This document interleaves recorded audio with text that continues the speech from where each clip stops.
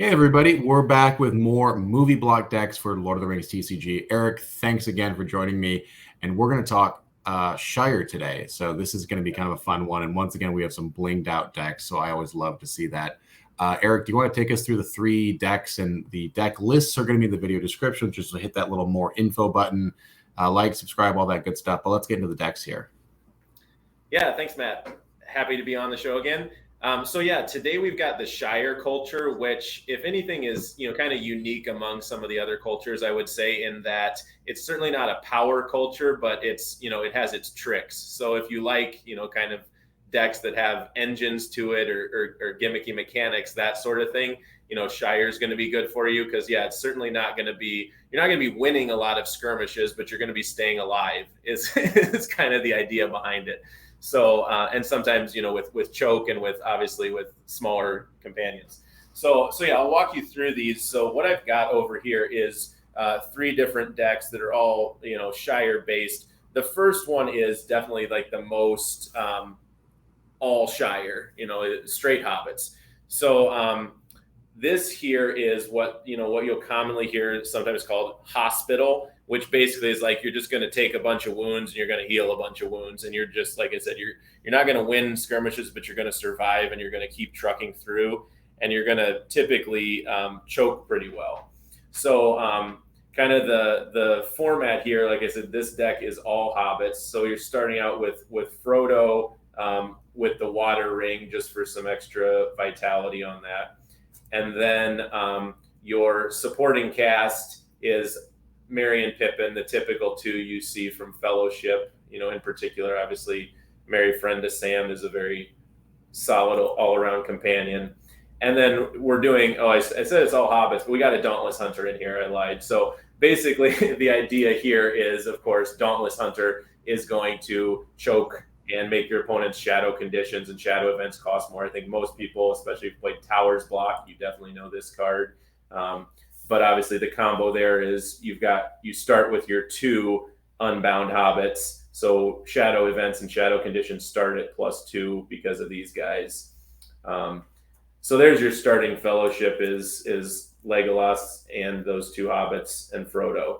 But definitely, like I said, very going to be very Shire based as far as the deck goes. I don't think we even play any cards for Legolas at all. The other key companion here that you're going to see is Sam, the Great Elf Warrior. So this guy just gets insane because he's strength +1 for each Shire companion. So that includes him. So he starts out as a 4, and then even with your starting Fellowship, he's a 5, 6, 7. So Sam starts out at a base 7 power, which obviously for Sam is super strong. So we got a full play set of Sams there. Then next thing we've got here, of course, with hobbits is Boromir to keep them alive, just as a splash companion. Then this is where kind of the hospital part kicks in. So you probably noticed we're playing the old Bilbo's Heir, which heals hobbit allies. So you're going to have a pretty decent hobbit ally package in here. You've got Farmer Maggot to heal Merry and Pippin. You've got the Gaffer to heal Frodo and Sam. You've got Rosie Cotton to heal Sam and give him another pump of strength. And then you've got these Hobbit party guests, which just heal the other Hobbit allies. So it's just healing all around. These are healing themselves as well. At the start of your turns, heal this ally, kind of like some of the Elrond, Galadriel stuff. So basically, healing all around. You're healing your allies are healing your companions. Got a Thrarin in there, though, just for protection, too. But then in terms of kind of the possessions, it's basically just going to be Sting and some Hobbit swords in here. This is a fun tech, though, in this deck. When you play 4 copies of Sam, we're also playing 4 copies of a Promise. So you can get another potential 4 power off of that. So in theory, you got Sam as a 7, plus 4 more is 11, plus a Hobbit sword is 13. So I said you couldn't win skirmishes, but by the end it is possible that Sam actually starts winning some skirmishes, which is crazy. And more of the choke, you've got a talent for not being seen. This one's just great because it's going to reduce the shadow number on your opponent's sights. And then just some more general Shire support cards. Escape gives you some extra vitality on your unbound hobbits. And you guys know there and back again. and Tale of the Great Ring. Those are just super, again, keeping hobbits alive. Phial of Galadriel, cancel game text of a minion. And this is actually a very huge card for this deck. It's Narrow Escape. So the text is spot 2 Hobbit companions to make the shadow player discard a minion, or spot 4 Hobbit companions to make the player discard 2 minions. So you are going to reliably play this card for 0 in the regroup phase, and your opponent has to discard 2 minions. So that's really going to make your double moving viable. And so we got 3 of that. And then that's just lastly just a pump. So that's kind of the deck. This is probably, I'd say, the most solid of the Hobbit.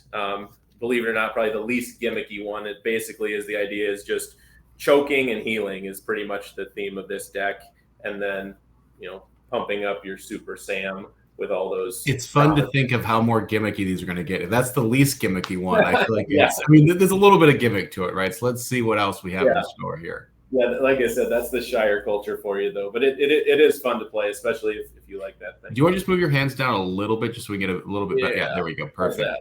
So this next one here is going to be based on the cards Shadowplay and Unheeded.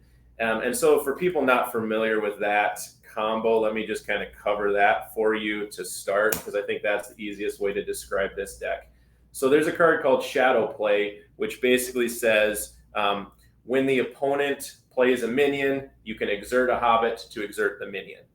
Now it's limit once per turn, but basically the idea is if you play more than one Shadowplay, which we play a full play set, it's limit 1 per turn per Shadowplay. So if you have 4 Shadowplays out, you could, in theory, you could do that text 4 times. But the idea is you exert with Shadowplay, that gets an exertion on the minion. And then there's a card called Unheeded, which is an event response, which responds to that exertion and says, if a minion exerts, exert an unbound Hobbit to wound a minion. So that actually gives you the final wound that will take them off the table. So this is then going to be your most key card, is getting that last wound with Unheeded. Now, to the starting fellowship then in this deck, this is very key because with the unbound hobbits and the exert to wound, the basic strategy here is, again, we got just Frodo in the ring again. Then the basic strategy is using these 2 hobbits that return to the hand. So this is Merry Sword Thane and Pippin Wearer of Black and Silver. The idea is these guys, you can put a bunch of exertions on them to exert your opponent's minions, and then you can just pick them back up during the skirmish phase. So if they're not assigned to the skirmish, they just return to the hand. So you don't really care about the abilities here. You just care about piling wounds on these guys and then picking them back up to take the wounds away. So that's your key Shadowplay targets here, is to, exert these guys to exert your opponent's minions, Unheeded these guys, and then once they've got 3 wounds on them, you pick them back up and replay them. Then Éowyn is in here again, just because she is a wounding beast when your opponent has, when you're doing those Shadowplay type exertions. So she's your other starting fellowship. And then the other wounding guy here is Smeagol. So this one you can assign a minion to Smeagol and add 2 threats to exhaust the minion. So that also will put a bunch of exertions on the minion. So that's kind of your strategy. It's like I said, largely centered around these hobbits and the Shadowplay Unheeded, even though you got a little bit of rainbow in the fellowship here. So that's the starting. Then the supporting companions are pretty typical. We've got Sam in here. We've got an Aragorn in here just to have a little bit of power companion, but also he heals, which is nice in a deck like this. And then we've got a couple Legolas Greenleaf in here just to, again, if you get some exertions on minions, as you know, Greenleaf will just polish them off. So that's great.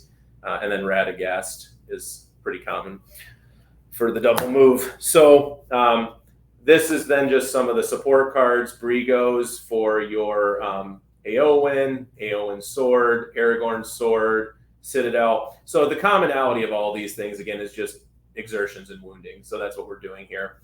And then don't look at them. This is Smeagol's card, where basically he can exhaust them per his own game text.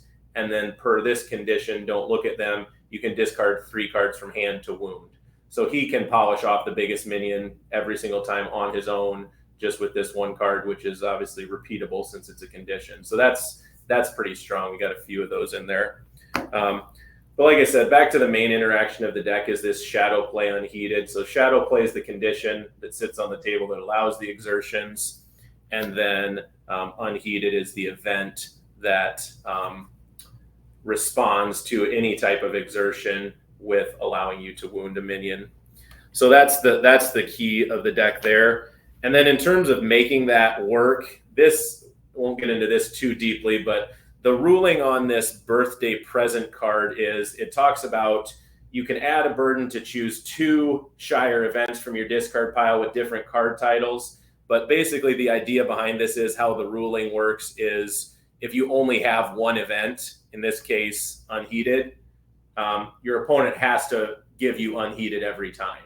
So the effect of this card essentially says add a burden to take Unheeded into hand from your discard pile. So anytime you want to add a burden, you just get back another Unheeded. So just the constant cycling of the Unheeded is pretty brilliant. And that's, like I said, not the intent of this card, but that's the ruling on it, is that if you only play one titled event, you get that one back. So that's the birthday present. Then obviously you saw Sam already in there is, of course, great for removing burdens. But then the other burden engine in here is a Light in His Mind, which basically says if you ever lose initiative, which you will by basically playing these event cards out of your hand. When you play Unheeded, if you go down from 4 to 3, you'll lose initiative, and then you remove a burden. So you can kind of cancel out at least one per turn burdens just off of this.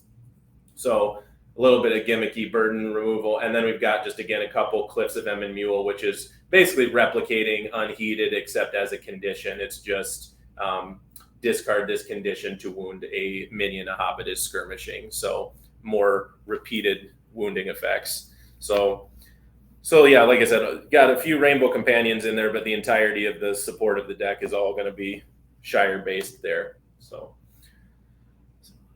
cool. And onto our last sort of deck there. I think that one actually looks the most fun to play so far. That's my favorite one. And in the next format, that deck was actually the World Championship runner-up. And so this one I was showing you is kind of reverse engineered from that back into the movie block. The next block, Shadows, introduced like muster, and so you could end up losing initiative multiple times during the same turn. So it was really strong in that format, and actually is the world's runner-up is a different version of that same deck. So, but yeah, back to this then. The final deck here is this one I think is the most gimmicky, but it has a fun engine, but it's a bit of a glass cannon because you're really only going to rely on a very small number of pieces, and you're just playing multiple copies of all those pieces. So it's going to be centered around again, some burden removal mechanics, but you're just starting, again, a standard Frodo.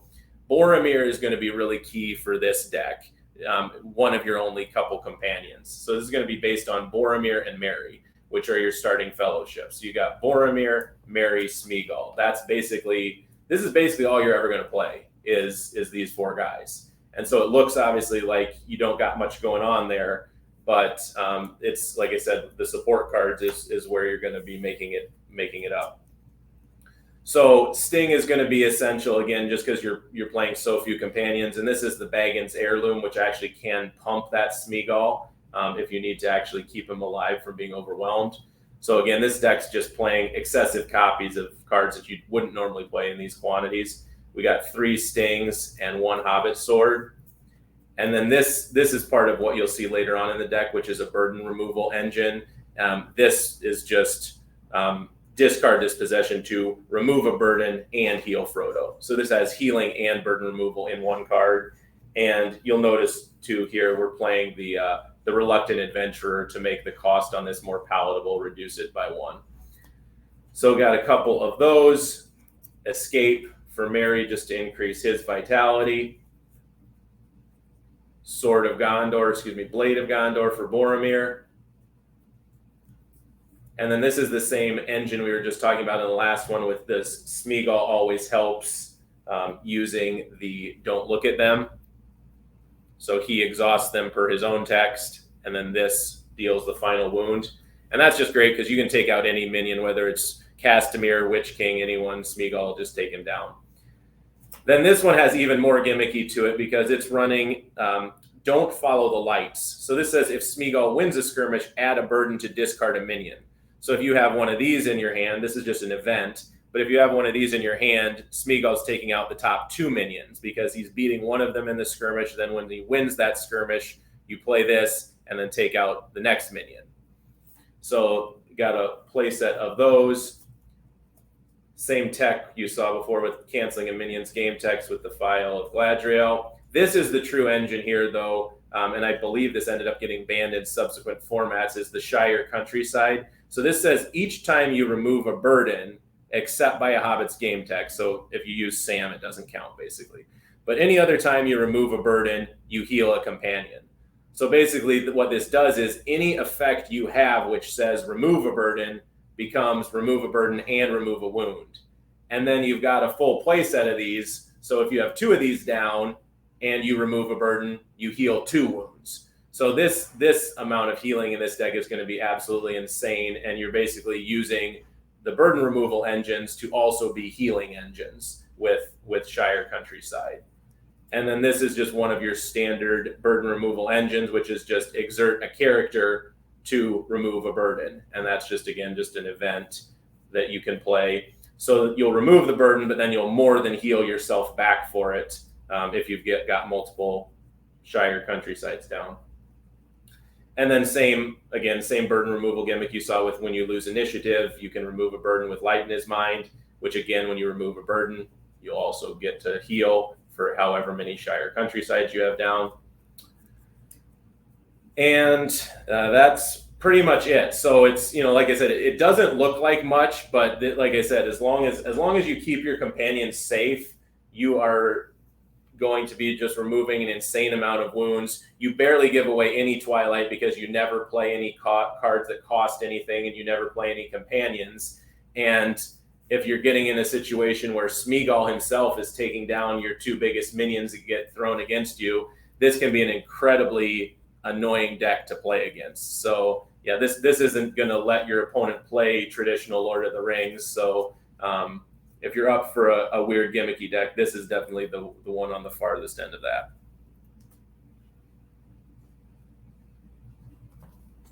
Very cool, Eric. Well, thank you for sharing those decks with us. I would love to hear people's comments, thoughts on these decks. Like I said, we'll post the lists in the video description, and these are just the Fellowship side, so pair this up with some of your favorite Shadow side here, and we'll be back with more videos. So thanks everybody for tuning in. We'll see you next time. Awesome. Thanks, Matt.